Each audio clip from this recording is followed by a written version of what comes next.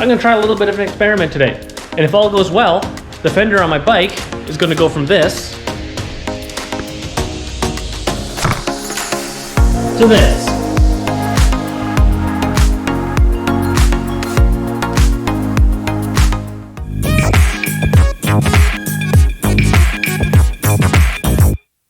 Hey, welcome to the channel. So what we're looking at is my Beta 250 Trials Bike. The other day I had a little bit of a mishap. I was going up a hill climb, I flipped backwards, and the result was I broke my fender. So for those of you that are riding moto or trials or anything else with plastics, you know that when the plastics break, it's a bit of a pain to fix them. And usually what you end up doing is you drill a bunch of holes on either side of the crack and you put a bunch of zip ties through it to hold your plastics back together. The thing is, that looks pretty sloppy and I'm not a huge fan of it.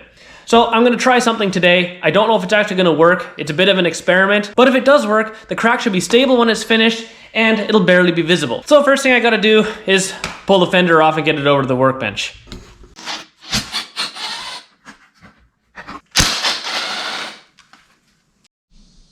So as you can see, I did a good number on the fender, and we've actually got 4 separate pieces and a bunch of other cracks on it. So the only thing I'm gonna need for this, well, if all goes to plan, is some staples, my soldering iron, and a short length of 3D printing filament. And again, this is an experiment, so I don't know if it's gonna work. The staples I have are fairly long. They're at least 1/2 inch or 12 mil, and we're just gonna break a few of them off here. Let's start with this crack here because at least this is still in one piece. So I'm gonna try and force the crack together, and then our goal will be to try and melt this staple into the plastic. Hopefully this works.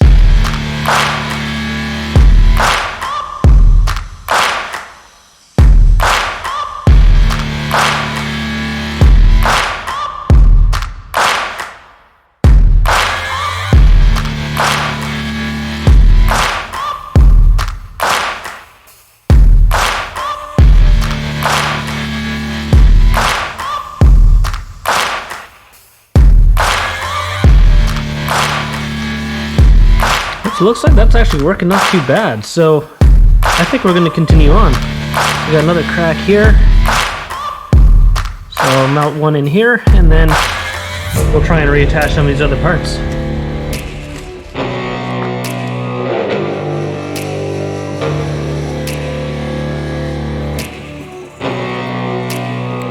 What seems to work best is starting on one end and then slowly working your way around the staple to let it melt in.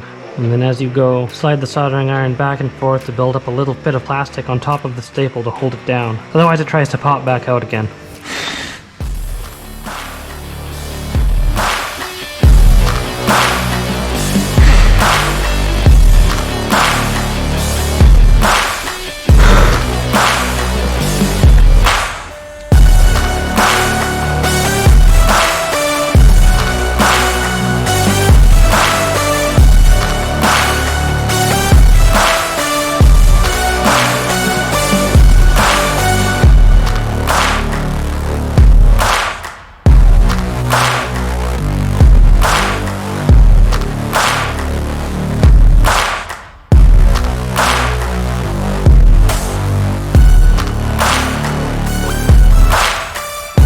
Well, like I said, this was a little bit of an experiment.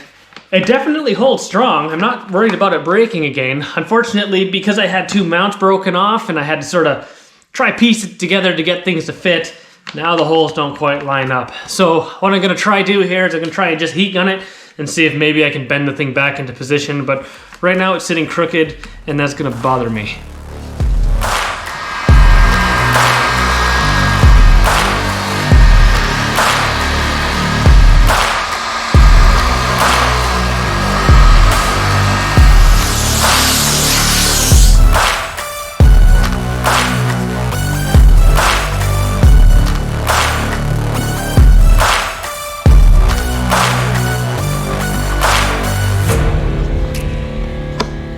Well, we're all done, and I'm actually really happy with how this came out. The cracks are still there. I mean, you can see them a little bit. If I were to do this again, I would probably glue the fender together first and then melt the staples in place. Use the glue to hide the cracks and the staples to give it strength. I mean, like I said, this was a bit of an experiment, so with some tweaking and some practice, I'm sure it could be made to work even better than it already has. The other thing to point out is because the mounts on this were broken off, getting everything to line up was a little bit difficult. I think this technique would work even better if the part was just cracked across the fender itself and the mounts were all in good shape. But it is definitely a great alternative to drilling a whole bunch of holes and putting zip ties in. It does take a little bit longer, but the end result, I think, looks a heck of a lot better. So if you liked today's video, hit that like and subscribe. Otherwise, get out in the shop and do something. We'll see you next time.